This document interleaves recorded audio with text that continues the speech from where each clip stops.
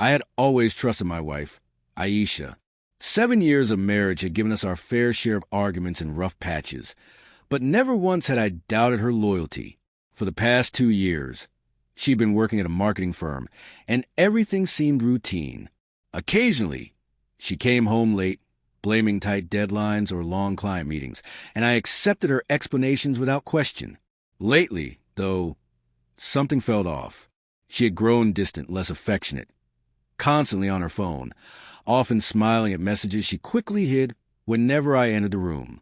One Friday evening, she mentioned she had a work dinner to attend.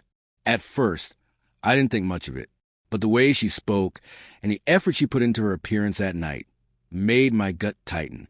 She wore a dress I hadn't seen her wear in months, sleek, elegant, slightly revealing. She spent nearly an hour perfecting her makeup. When I asked why she was dressing up so much, she replied, "It's a big client meeting. Everyone's dressing nicely."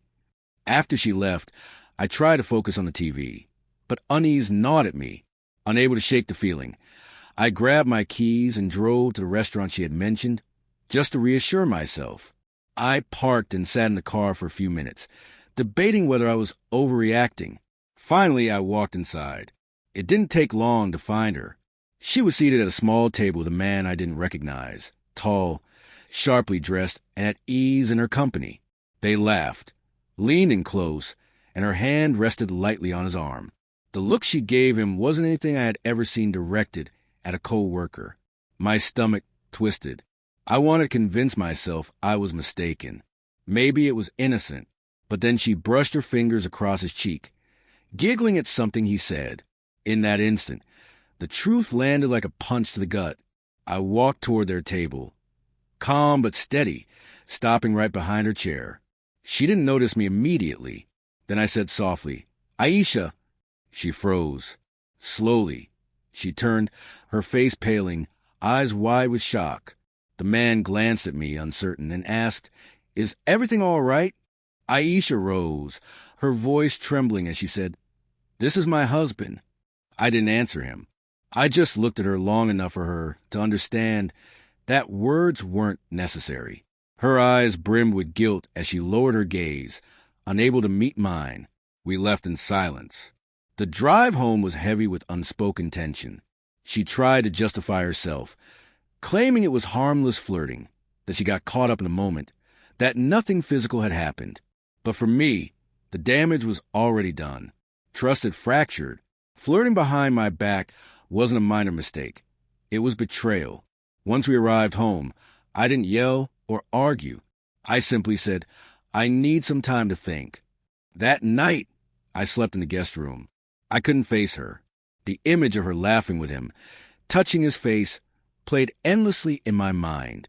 I couldn't stop wondering. How long had it been going on? Was it just him, or had there been others before? The next morning, she broke down, pleading for forgiveness.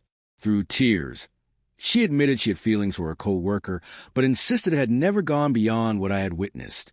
She said it made her feel noticed again, that I had grown distant. Maybe she was right about my distance, but deflecting blame didn't make her actions acceptable. I had been tired, distracted, but I never crossed that line. I never disrespected what we had. I told her that if she truly wanted to repair our marriage, we would need therapy. I wasn't willing to discard 7 years without trying. She agreed, and we began counseling.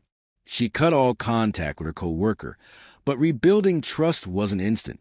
It took months before I could even begin to feel secure with her again.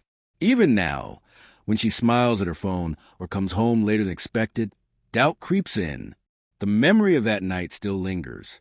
Maybe one day we'll fully move past it. Maybe we won't. But one thing is certain, the shadow of that betrayal will never fully fade.